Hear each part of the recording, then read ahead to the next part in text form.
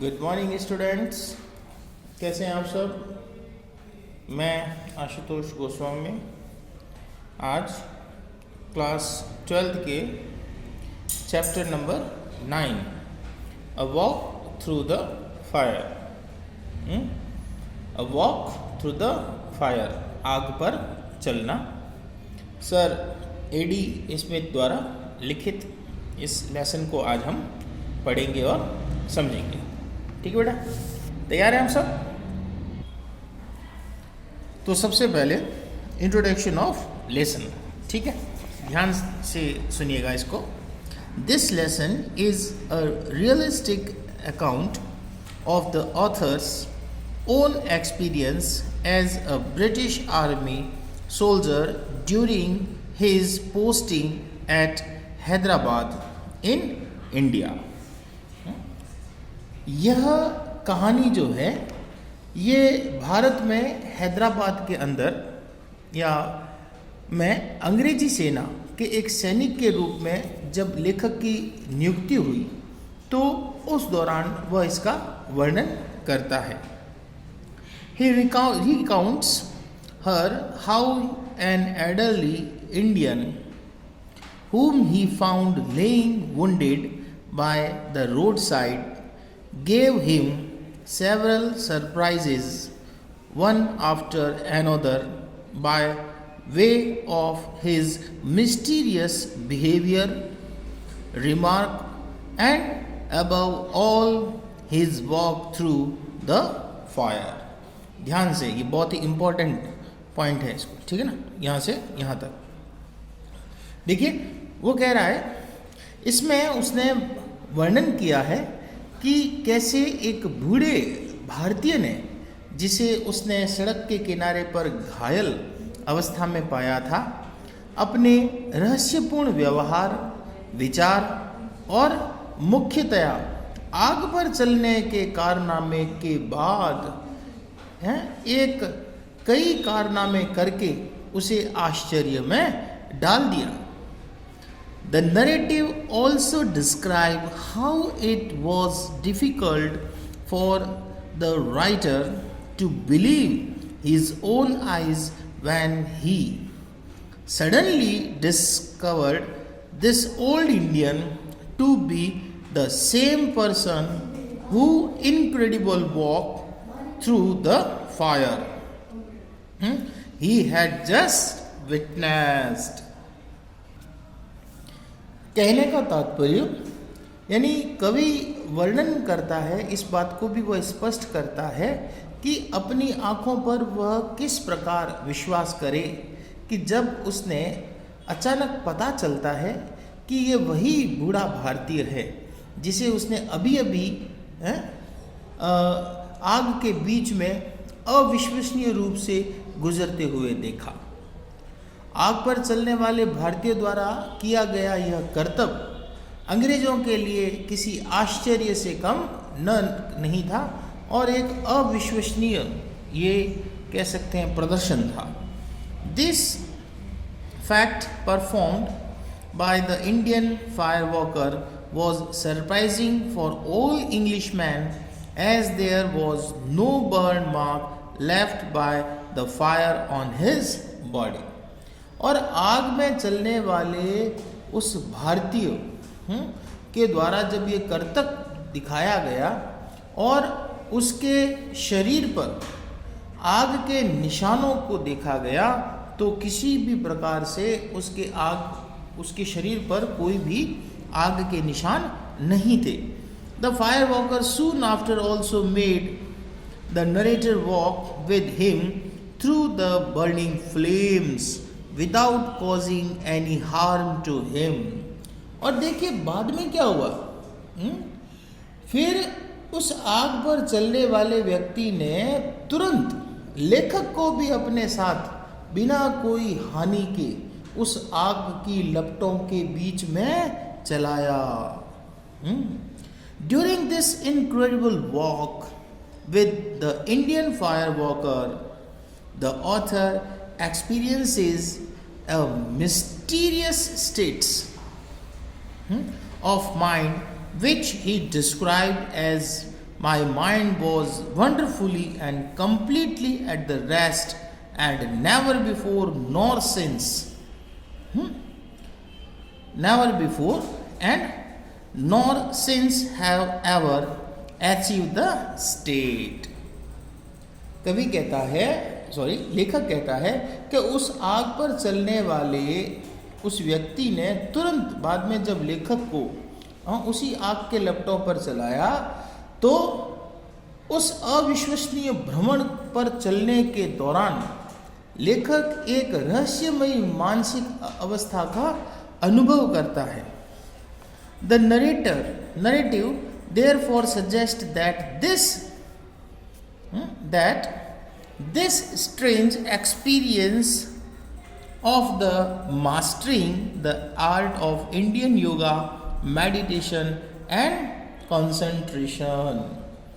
तो यह सब कुछ देख करके लेखक दूसरे लोगों भी भारतीय पद्धति में जो योग है, जो चिंतन है, जो एकाग्रता के आप कह सकते हैं योग हैं की कला में निपुण थे, उसका अनुभव करता है और एक सहयोग करने की भावनाओं को प्रकट करता है।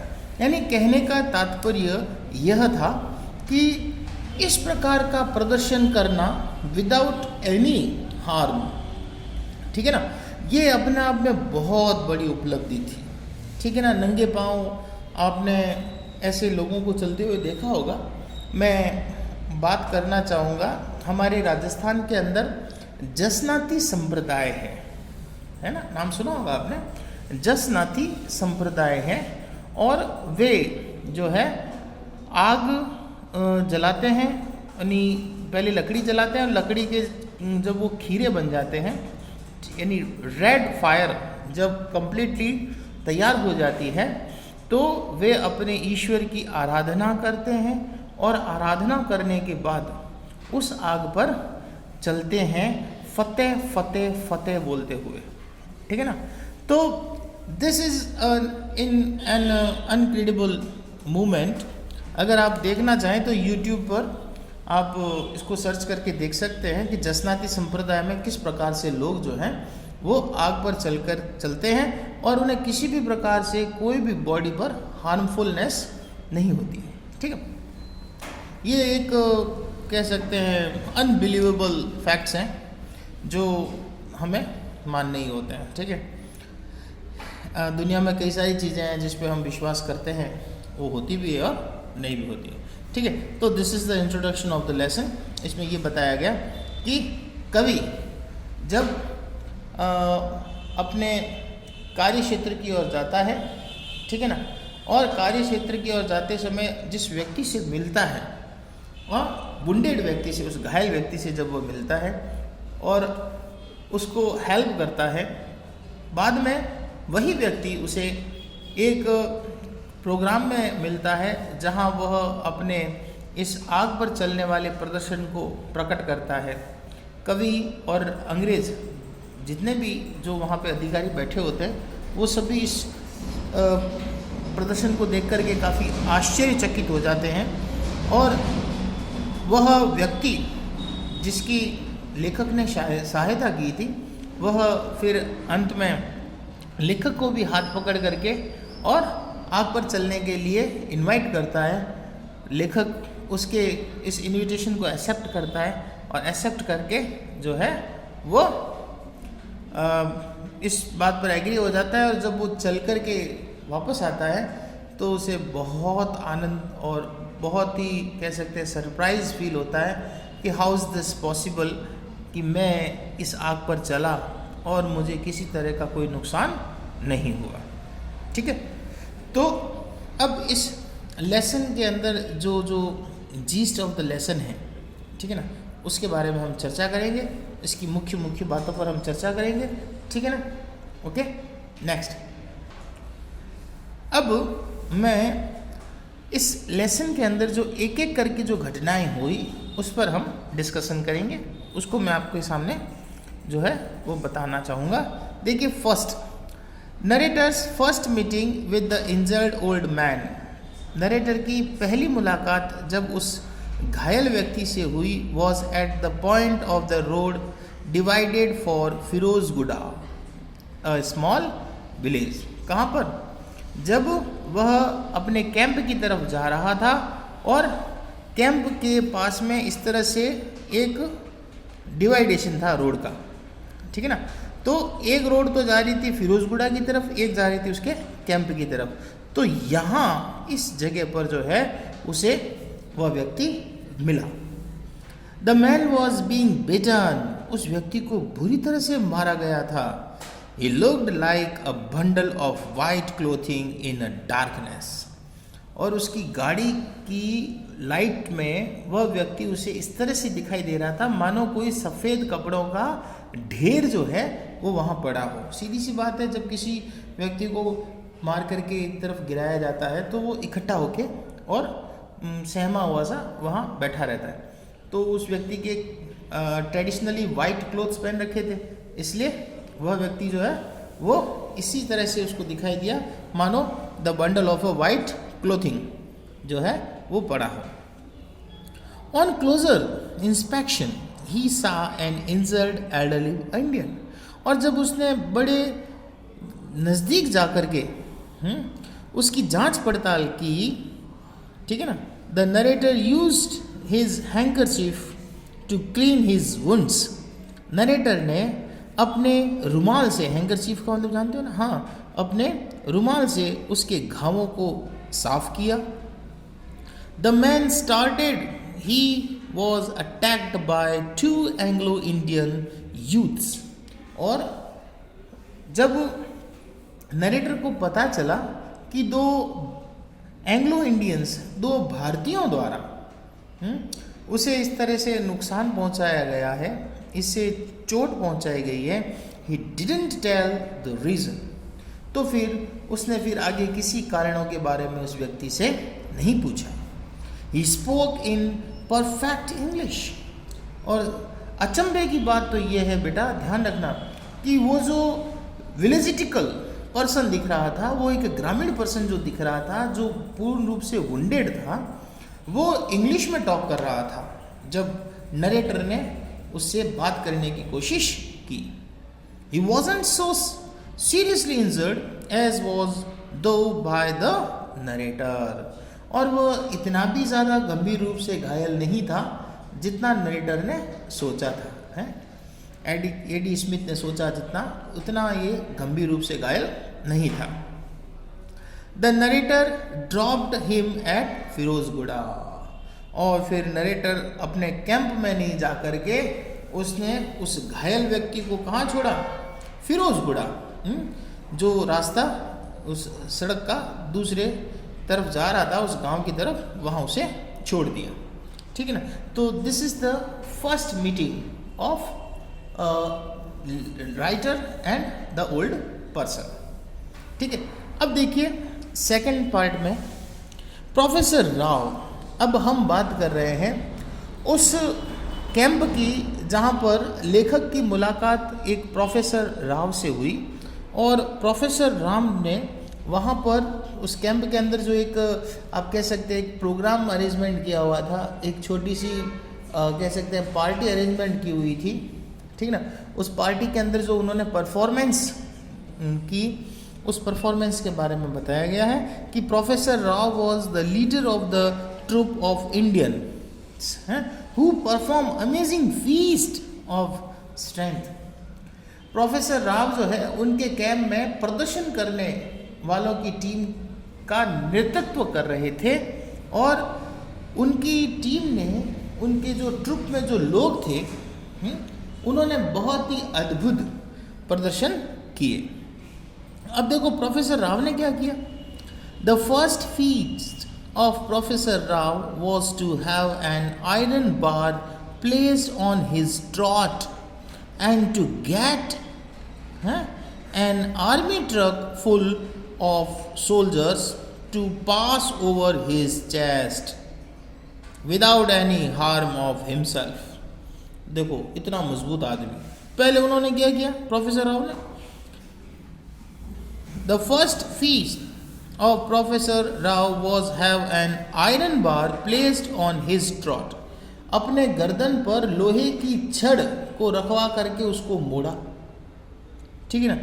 And to get army truck, और फिर एक आर्मी का ट्रक जो था, जो फुल ऑफ सोल्जर्स, जिसमें सारे सैनिक बैठे हुए थे, उसको अपने चेस्ट के ऊपर से निकलवाया और किसी भी तरह की उनको हार्मनेस नहीं हुई। देखो कितना मजबूत आदमी है। In these veg he performed 2 great feats of strength. और इस प्रकार हम कह सकते हैं कि वास्तव में उनके अंदर इस प्रकार की करने की एक बहुत ही क्षमता थी, एक शक्ति थी, ठीक है ना। अब तो पहचाना प्रोफेसर राव कौन थे?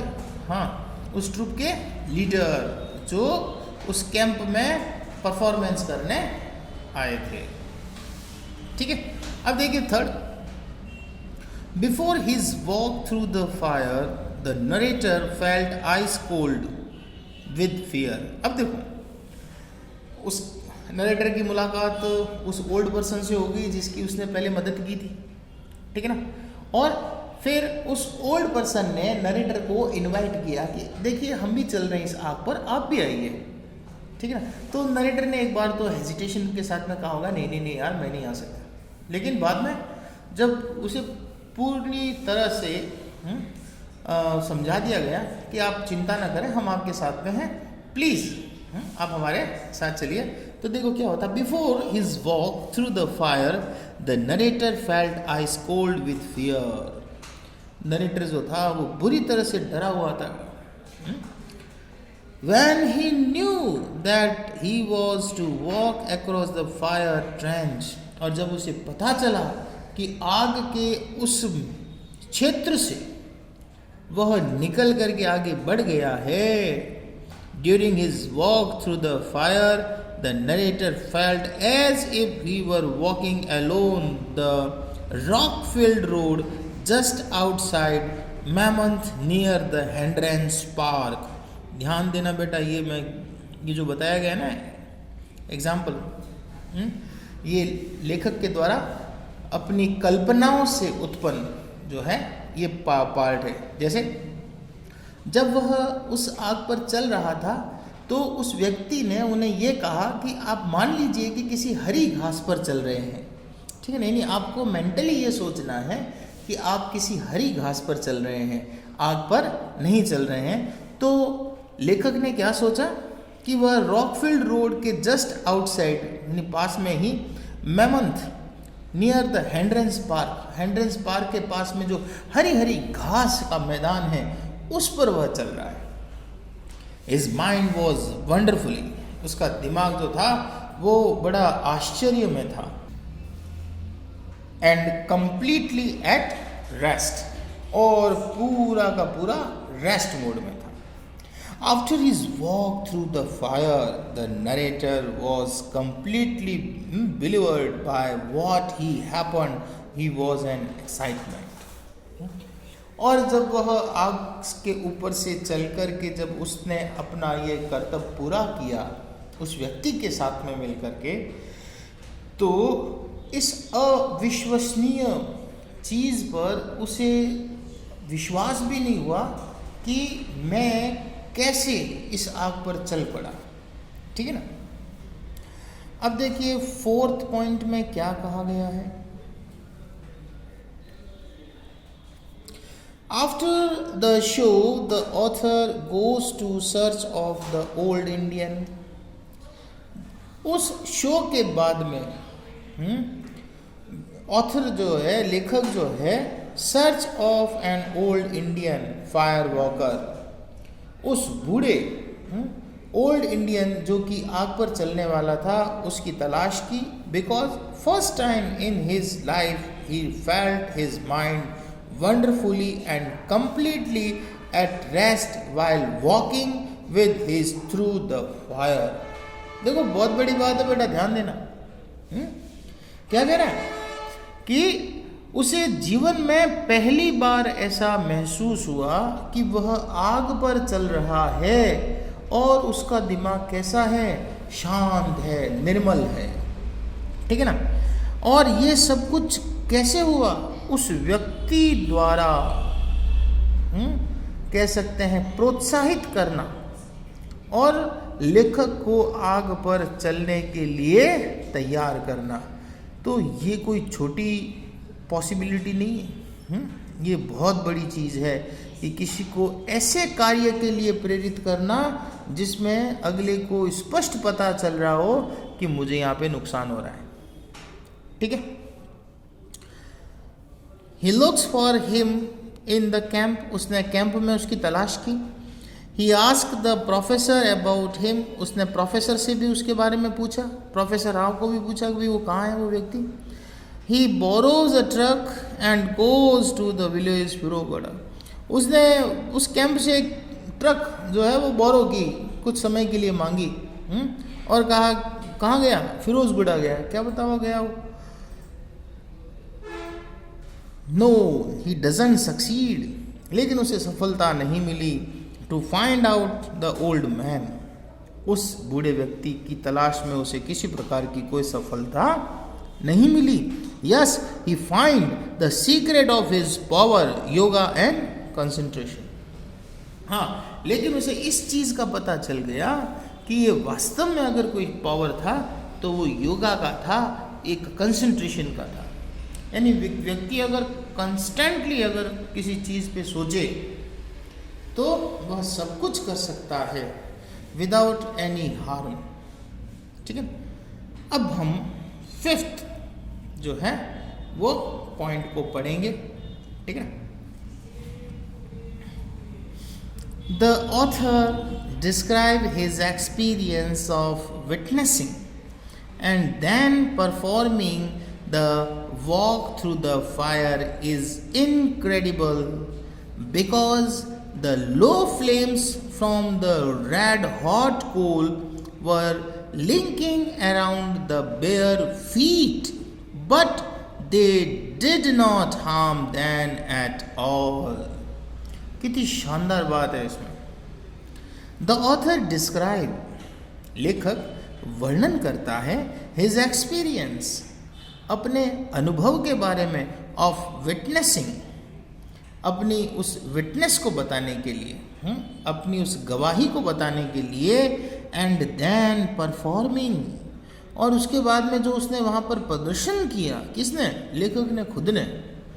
The walk through the fire, आग पर चलने पर, एज इनक्रेडिबल, जो अविश्वसनीय था, बिकॉज, क्योंकि the low flame from the red hot coals, कि वह थोड़ी थोड़ी जो आग की लपटें जो उन लाल लाल रक्त लाल कोयलों से निकल रही थी, were linking around the bare feet, जो उसके नंगे पांव के चारों ओर उठती हुई उसने महसूस की।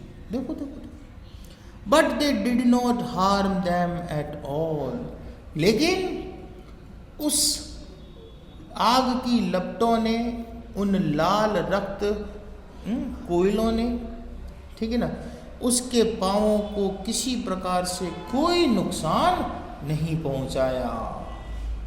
ठीक है ना।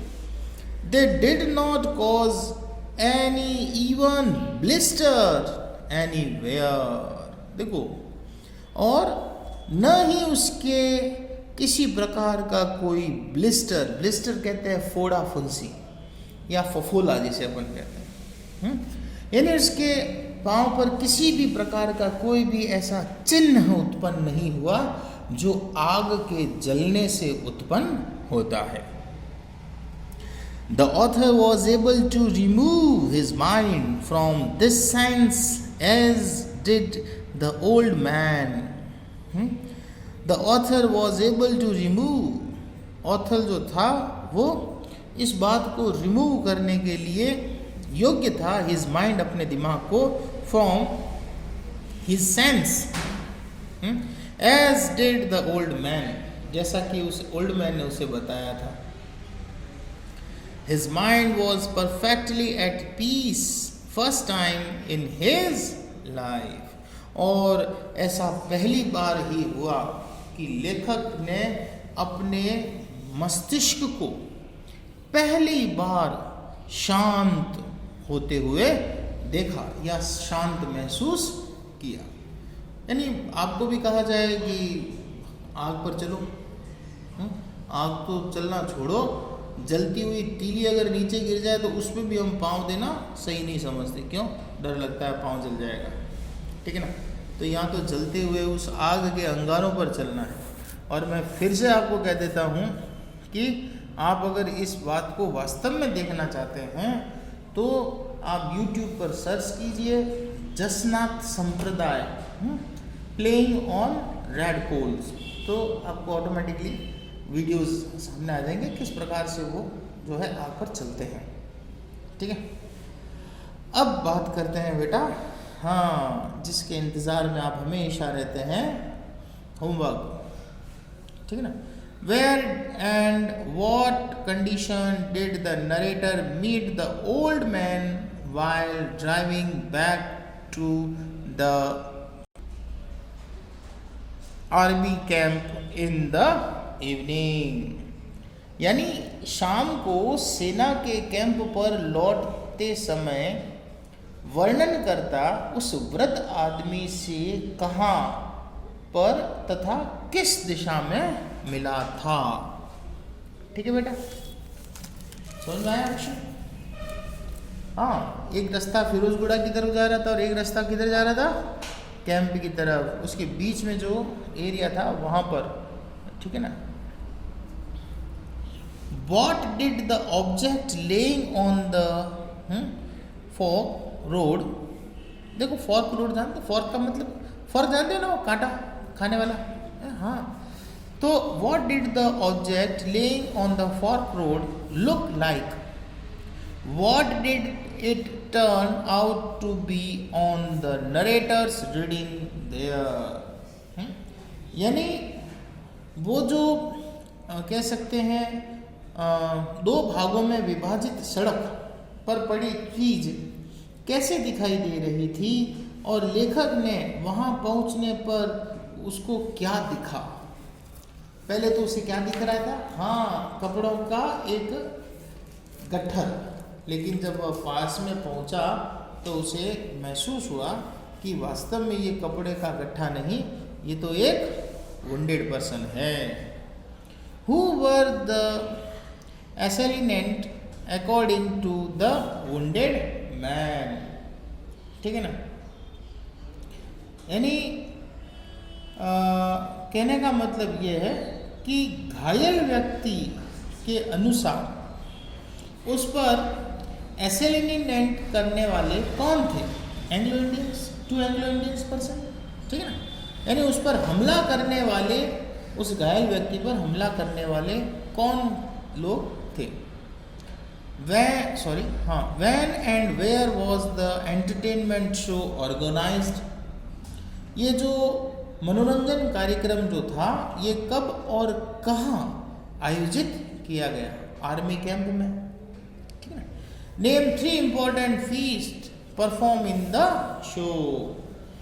उन 3 साहसिक कार्यों के नाम बताएं जो कार्यक्रम में दिखाए गए थे। पहला, हाँ ठीक है ना, प्रोफेसर राव ने अपनी गर्दन पे लोहे की छड़ मोड़ी थी। दूसरा, एक 5 टन का ट्रक जो है वो फुल सोल्जर्स के साथ में प्रोफेसर राव ने अपने चेस्ट के ऊपर से निकाला था, ठीक है ना। और तीसरा, लेखक द्वारा उस आग पर नंगे पांव चलना, ठीक है। हाँ, ये छोटे छोटे क्वेश्चन है लेकिन आते हैं बेटा, ये सारे इंपॉर्टेंट है। अब बात करते हैं बड़े क्वेश्चंस की। Answer the following questions in about 60 to 80 words each. ध्यान दीजिए। Describe the narrator's first meeting with the injured old man. वर्णनकर्ता की या लेखक की घायल वृद्ध व्यक्ति के साथ पहली मुलाकात का वर्णन कीजिए, है ना। दूसरा सवाल देखिए, आप सब जानते हैं। Who was Professor Rao and how did he perform 2 great feats of strength? कि प्रोफेसर राव कौन थे तथा आपने मजबूती से 2 साहसिक खेलों को कैसे प्रदर्शन किया, है ना। तीसरा क्वेश्चन देखिए, what did the narrator feel before, during the end after the walk through the fire. जो लेखक था आग पर चलने से पहले और आग पर चलने के समय और उसके बाद में कैसा महसूस किया। 3 स्थितियां बतानी है। आग पर चलने से पहले क्या स्थिति थी, आग पर चला तब उसकी स्थिति क्या थी, और चल करके जब वापस वहां से आया तब उसकी क्या स्थिति थी। ठीक है ना।